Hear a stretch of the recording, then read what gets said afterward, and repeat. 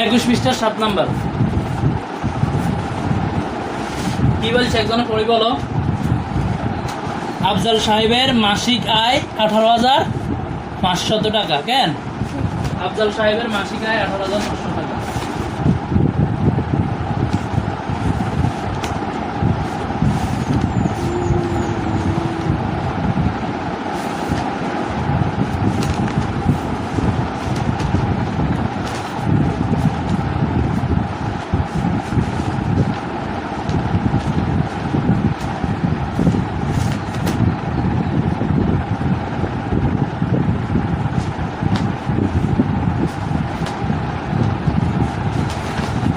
আফজাল সাহেবের মাসিক আয় 18,500 টাকা। এরপরে কি বলছে?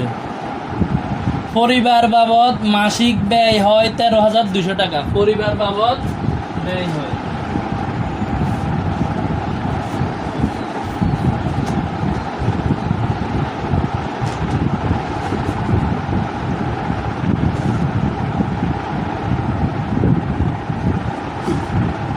পরিবার বাবদ ব্যয় হয় কত টাকা ব্যয় হয় দেখি।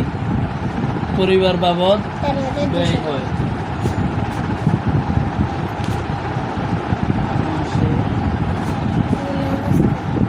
13,000 কত? 13,000 কত? 13,200 টাকা। কেমন?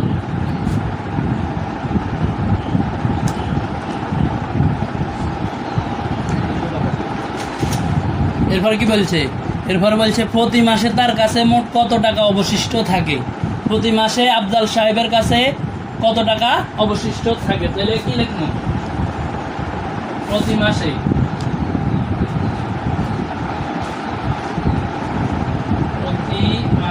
আফজাল সাহেবের নিকট, কার নিকট? আফজাল সাহেবের নিকট থাকে কত টাকা থাকে। আমরা এখন বিয়োগ করবো। এদিকে থাকো, এই ভালো করে দেখো। 0 থেকে 0 বিয়োগ যায় না। কেমন? 0 0 বসে দেবে। তাহলে বরাবর করে বসাই দেবে। মনে থাকবো নি? বরাবর করে পাইবে। আবার 0 থেকে 0 বিয়োগ দিলে 0 হয়ে থাকে।